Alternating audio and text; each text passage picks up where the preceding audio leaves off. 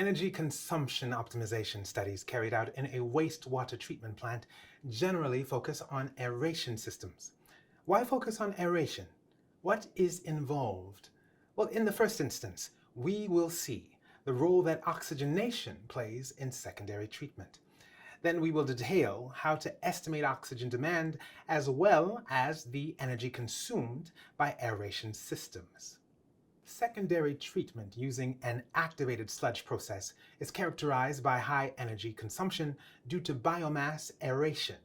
Now, this generally accounts for 50 to 80% of a plant's total operating energy consumption. It is usually considered as constituting a third of total operating costs. Activated sludge aeration requirements include the oxygen required by the biomass, now this is called oxygen demand, the conditions in which oxygen transfer occurs in the liquid. Now, it is possible to estimate biomass oxygen demand from the polluting loads to be treated. Oxygen demand is the sum of three terms: the oxygen consumed to provide the energy required by bacteria by oxidizing the carbon-containing organic pollution, which is determined by multiplying the dBO5 flow to be removed per day by an empirical factor, A prime. The oxygen consumed by sludge for breathing, known as endogenous, determined by multiplying the quantity of dry, volatile, suspended solids by an empirical factor, B prime.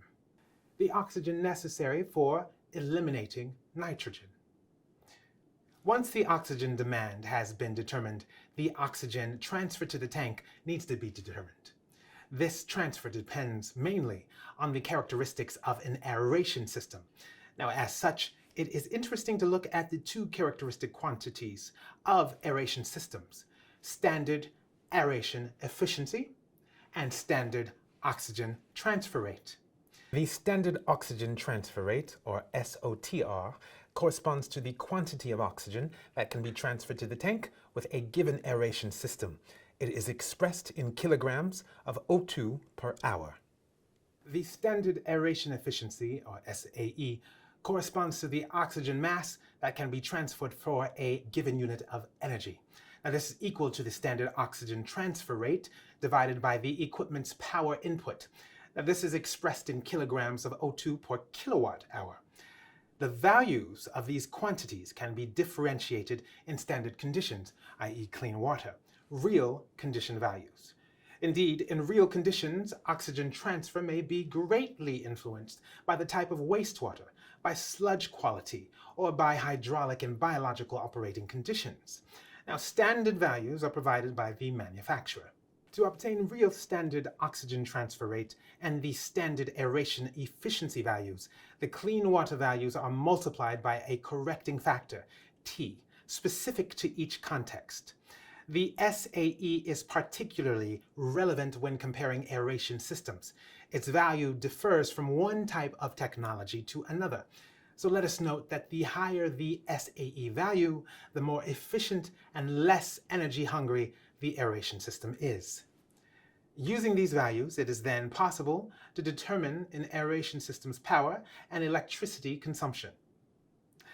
To obtain the power, the standard oxygen transfer rate in kilograms of O2 per hour is divided by the standard aeration efficiency in kilograms of O2 per kilowatt hour.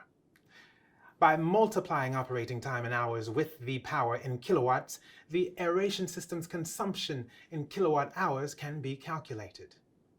What you need to remember: it is important to estimate an activated sludge aeration system's energy consumption given its significant share in a plant's overall consumption. This estimation is determined by the process's oxygen demand as well as oxygen transfer conditions related to the aeration system.